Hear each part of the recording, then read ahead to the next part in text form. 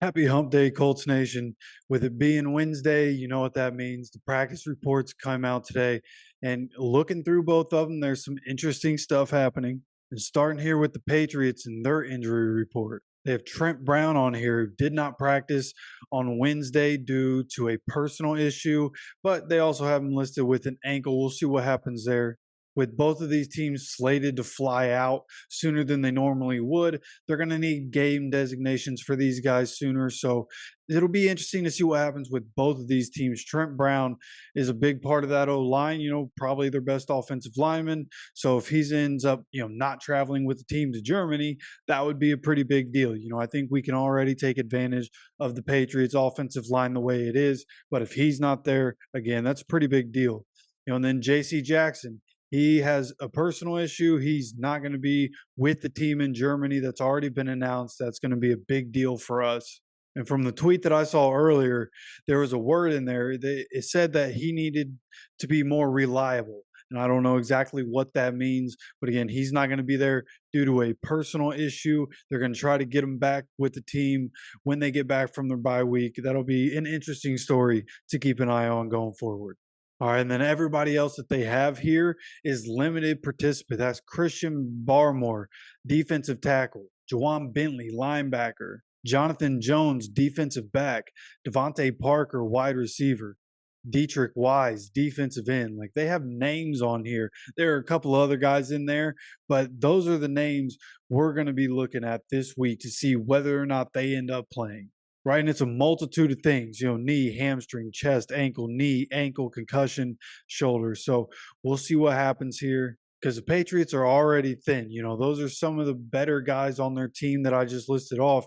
But you look at the names that they already have on the IR: Kendrick Bourne, Riley Reef, Matthew Judon, Marcus Jones, and Christian Gonzalez. There's a lot of talent already missing from the Patriots. So this might be the weakest Patriots team the Colts have played, at least in my lifetime.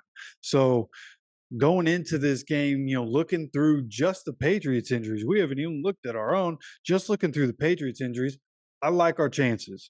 All right, but then you look at the Colts injuries. Juju Brents did not practice with the quad. Josh Downs did not practice with the knee. Zaire Franklin, also a knee injury, did not practice.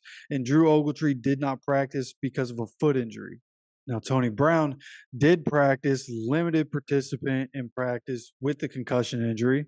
And the biggest news of the day for the Colts is the fact that Braden Smith was a full participant in Wednesday's practice. That is a massive deal. Now, Blake Freeland hasn't been terrible at all in relief effort of Braden Smith and has continued to get better, but having Braden Smith back in there is going to pay dividends. He's been out long enough. You would have to imagine this was one of those things where they were like, all right, you have a few things going on. Like when he first showed up on the injury report, he had the hip, the wrist, and I believe a hand or something like that. There was something else on there. Might have been an ankle. He had 3 different injuries that he was dealing with.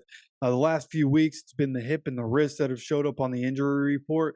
But the fact that he was out so long, I assume, was again, hey, we need you to get 100% healthy. Let's let you do that. Stop having you go in games and keep stacking up these injuries. So him coming back 100%, getting reacclimated with the offensive line will make us a better football team. Again, having Blake Freeland there has been good, but it can be better, and Braden Smith will provide better. So having him back this upcoming week against New England is going to be massive.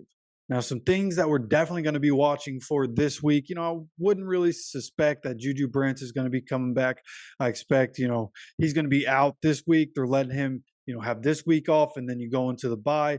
Everybody gets healthier, and then hopefully we'd be able to have him coming out of the bye week. And I wouldn't be surprised if that's the same formula that we're going to be using for Josh Downs going into the bye week. Like, hey, look, you tried to play last week, couldn't go the whole game. So if he's not practicing this week, then he's probably not going to play. Let's just let you rest up this week. We'll let you rest up during the bye week.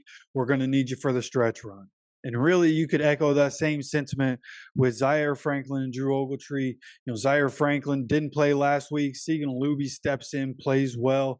And I honestly think, with as much as the Colts played a lot of cover two in the second half, which isn't typical for Gus Bradley's defense, but they were able to stay in that because they were in the league. They were able to keep the lead. Kenny Moore was still making plays, right? Still had the pick six in the second half. So, they were able to stay in cover two. It'll be interesting to see because Shaq, if you remember, Eberflus ran a cover two heavy scheme. That's when Shaq was Shaq, right? The maniac was in full force at that point. And then he has his best game when we play one half of cover two. So it'll be interesting to see if that's something that they bring heavy into this game, a game against Mac Jones and one of the weaker offenses in the NFL.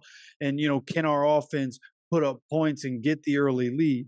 And if we're able to do that, we could see us, kind of doing the same thing we did last week. And in that instance, I think it's okay to have Segan Luby. And I think that it's a good possibility that that's something that we could see happen this week. So Zaire Franklin, go ahead, let him rest up. We're going to need him if we come out of this game 5-5. Right. And then you come out of the bye week, go into week 12 at 5-5. There's still a chance. Right. There are 18 weeks in a season now. At that point, we would be playing 7 more games.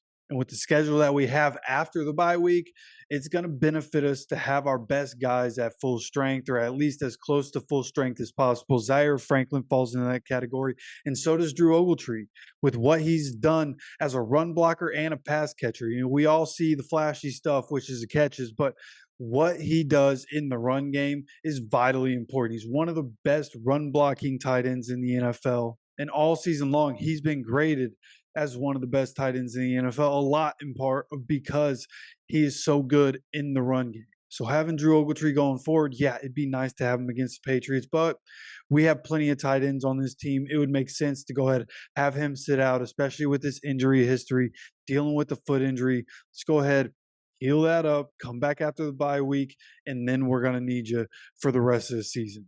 So right now, that's what we're expecting. At least that's what I'm expecting, is having Juju Brents, Josh Downs, Zaire Franklin, Drew Ogletree all sit out this game. But Braden Smith looks like he will be back for this game. And also, nice little fun note, Bernard Raymond, his family is going to be in attendance for the upcoming game in Germany. Because if you didn't know, he's from Austria.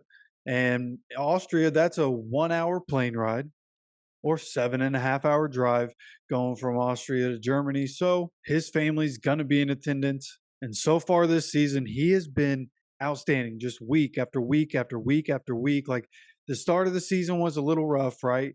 Colts offensive line, first couple weeks, still figuring it out. And it hasn't been perfect, right? He gets beat around the edge on speed rushes at points, but Bernard Raymond, for the most part, been very, very good in the run game, very good as a pass blocker. And hopefully he's able to show out and put on a show for his family. And hopefully the Colts are able to dominate the Patriots for his family over there in Germany. And if you think we're going to dominate the Patriots, not only let me know down in the comments, but also hit that like button, hit that subscribe button, and keep notifications on so you get updated when we have more videos, whatever Colts news comes out, or different content that I have ideas for. Be sure you're getting notified for it. I appreciate you stopping by for a conversation today. And until next time, as always, take care of yourself, take care of each other, and go Colts.